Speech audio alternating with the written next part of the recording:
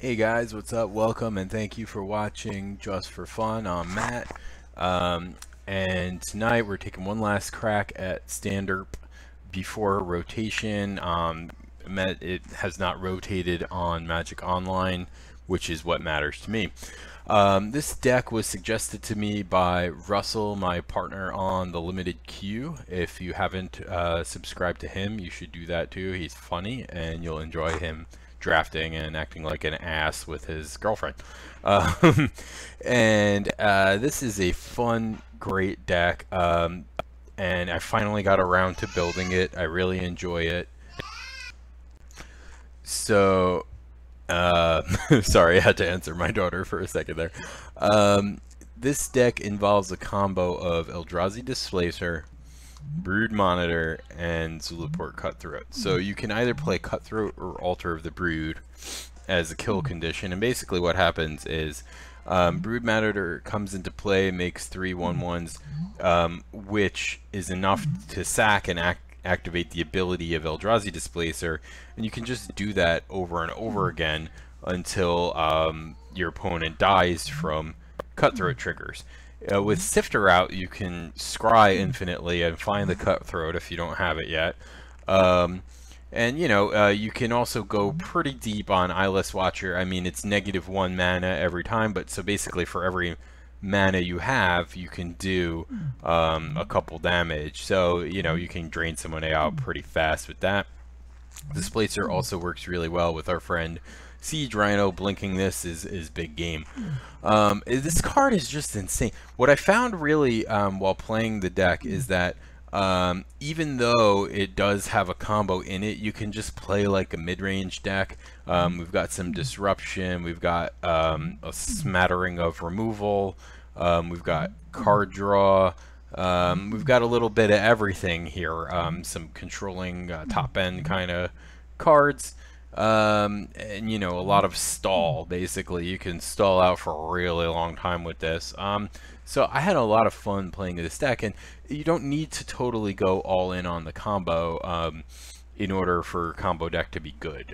In fact, it's probably better when you don't, unless it's just such a powerful combo that getting around it is impossible, or if it's hard to disrupt or something like that. But what I found most remarkable was how good this card is just on its own. Basically, it makes combat a nightmare for your opponent. For every 3 mana you have open, you can remove an attacker from combat on your opponent's attack step, or at the end, or you can tap things down basically for 3 mana. So at the end of opponent's turn, tap a guy, then untap and tap another guy, and then you can alpha strike in for the win.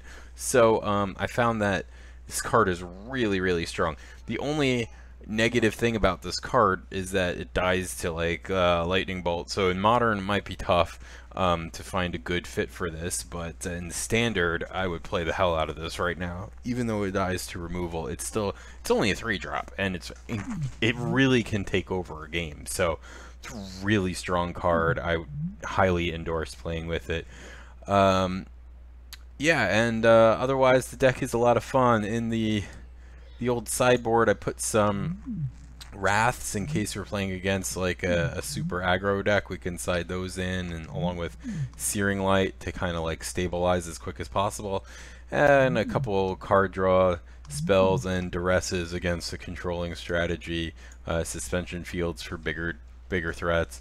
Didn't really fill it out completely. It didn't need it really. The main deck is pretty powerful against most kind of strategies, so it didn't need a lot of fixing to make it good. The mana base is pretty straightforward. I have to say, you can't skip on the pain lands because those are the only colorless sources in the deck.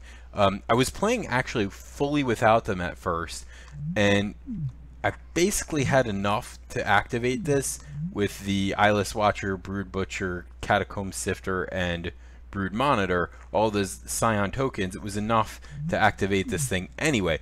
But sometimes if you want to make sure you can do it more than once in a turn or something like that, if you don't have any tokens yet, it's good to have these caves and wastes in there.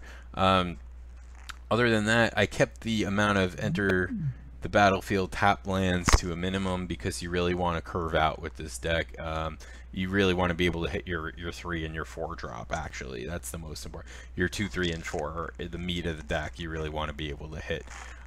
Anyway, I enjoyed the deck. I hope you guys enjoy the videos. Stick around through all of them. You'll see the combo kill in the last video. Thanks for watching. Hope you enjoy. Peace.